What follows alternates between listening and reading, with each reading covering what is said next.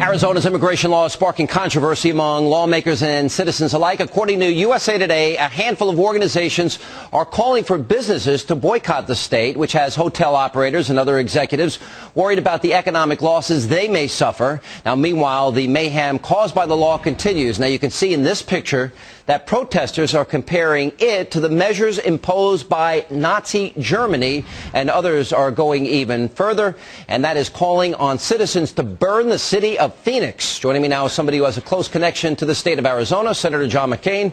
Senator, a lot of this language is becoming very, very troubling. You see you hear what's being said. You see what is happening.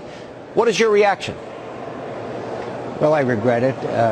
People are free to express their views, but the fact is the Arizona legislature and governor acted for one reason, and that is because the federal government did not act and carry out its responsibilities to secure our borders. Our southern border in Arizona is broken, Sean. I'd like to give you two numbers. One is that last year, 241,000 illegal immigrants were apprehended crossing the Tucson sector border. You do the math that it's 1 out of 3 or 1 out of 5 that they apprehend versus those that get away. That's about 1 million people who crossed our border illegally. One other number, 1.3 million pounds of marijuana were intercepted in the Tucson sector again. The Mexican drug cartels are well armed, they're well equipped, and they're very well organized. And the violence on the border continues to go up. And every state and every citizen has the right to have its border secured and live in the conditions of safety. And unfortunately, the residents of my state, in the southern part of the state anyway, don't have that right. Senator, as we were discussing earlier tonight, this bill, which obviously you support, has been compared to a form of terrorism, Nazi Germany, Jim Crow. People are calling for a boycott. I mentioned people calling for the burning of the city of Phoenix, for crying out loud. What is your reaction to people saying this? And obviously there's been a misinterpretation of the bill. What is your reaction of what they're saying about it? Well, let me say, first of all, that I talked to a group of law enforcement officials, a couple of our sheriffs, Sheriff Paul Balbew and Sheriff, I think of his name. It's not Arpaio, is it? Second. Larry Deaver, Sheriff Larry Deaver, and some police chiefs, and they said that they believe that they can enforce this law without having to violate anyone's constitutional rights, without racial profiling.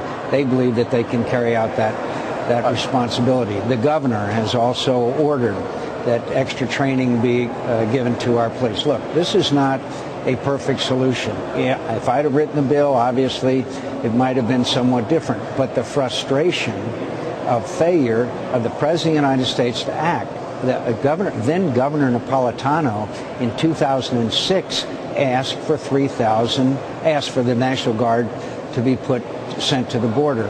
John Kyle and I have a 10-point plan, including sending 3,000 National Guard to the border, that we can secure the border. I saw that you called for 3,000 troops sent to the border. You did that yesterday.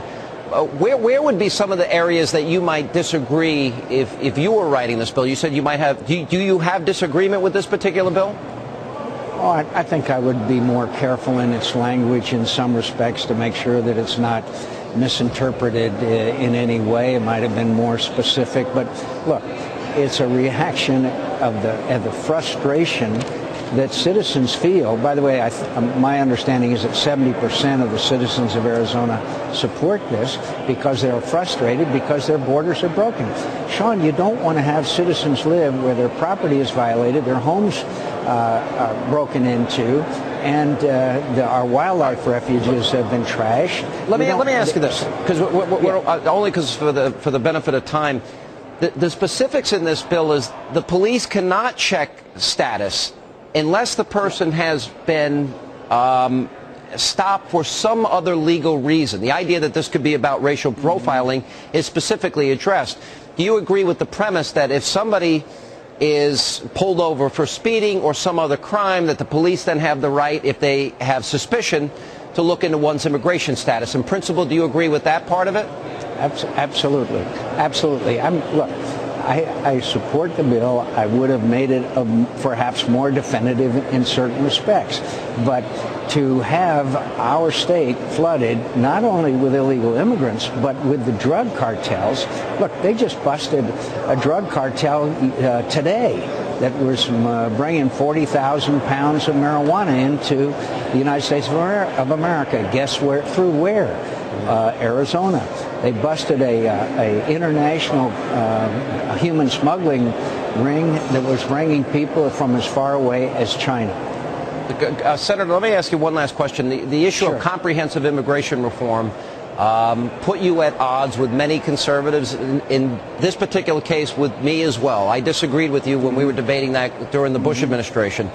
Do you have second thoughts at all about that bill? Do you think maybe any form of amnesty, or people get to stay if they didn't respect our laws and sovereignty? Do you think they should maybe have to go back to their country of origin?